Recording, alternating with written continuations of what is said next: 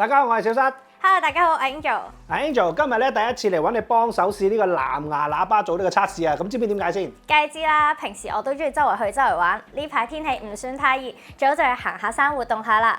咁就梗係要聽埋音樂啦。今日嚟揾我試呢兩款 JBL 藍牙喇叭仔就最好啦。冇錯啦，嗱 JBL 咧雖然係一個美國嘅老牌子，咁但係咧佢嘅作風一啲都唔保守噶噃。冇錯啊，佢成個產品設計都非常之年輕，而且有好多顏色揀，啱晒我啊！咁今日一齊嚟試下啦。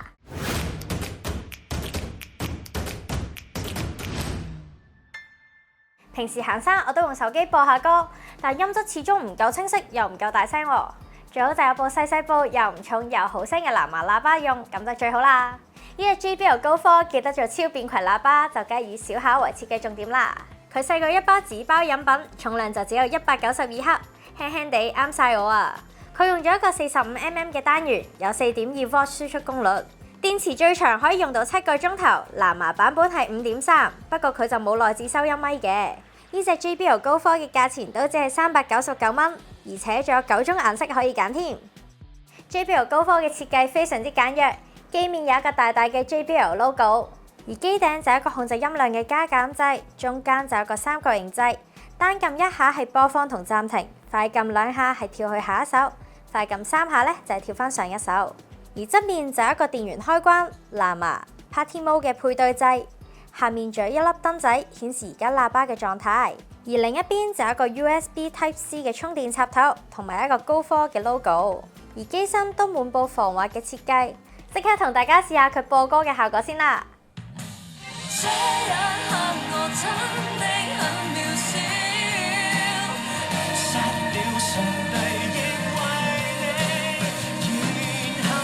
我啱啱就試聽咗2首歌啦，佢整體個音色都好清晰，而且好夠聲。我播到大聲嘅時候呢，佢都唔會有一個刷聲嘅問題。同埋我啱啱聽嗰首歌比較低音為多啦，佢震動嘅時候，我係冇諗到佢細細地一部機可以出到咁大嘅一個 energy。而我之後仲有隻 JBL Portable App 可以更加之方便控制呢隻喇叭。佢入邊有4個魚翅 EQ 可以俾用家選擇，用家亦都可以自行定製一個屬於自己心水嘅 EQ。跟住仲有一個 Playtime Boost 嘅功能模式。官方就話開咗佢就會仲有一個最佳化嘅效能，聲音更清晰、更響亮之餘呢，佢仲可以最多延長2個鐘頭嘅電池續效時間。但係撳咗佢就用唔到 EQ 㗎啦。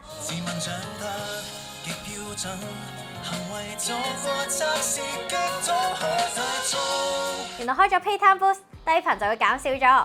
咁大家知低頻係最食電㗎啦，而家電力就全力推一個中高頻。咁就可以延長一個播放時間，又可以大聲啲。最後一個 Stereo Group 就係將2隻高科配對成立體聲嘅功能，有立體聲正喎。呢個功能只需要你嘅手機已經連接咗第一隻高科，只要附近有另一隻高科就可以玩到立體聲模式㗎啦，非常之簡單啊！等我即刻試下個效果先。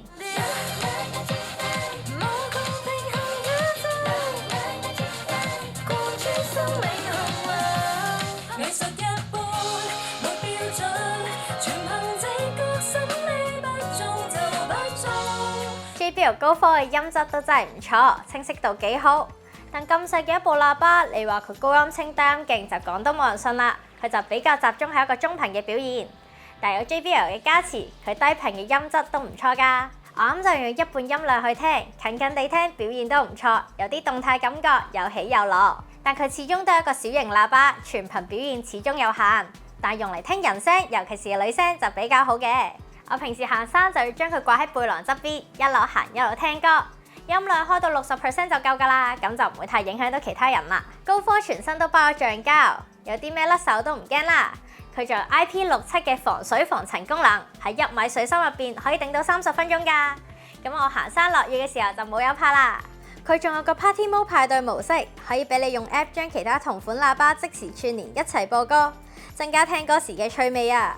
如果你嫌高科唔夠玩，佢仲有個輸出功率去到7W嘅兄弟 Clip 5，佢功能上就差不多，但外形上佢就大隻啲，同埋佢有個扣可以方便你掛起佢啊。重量就大概285g，輕過一罐可樂啊。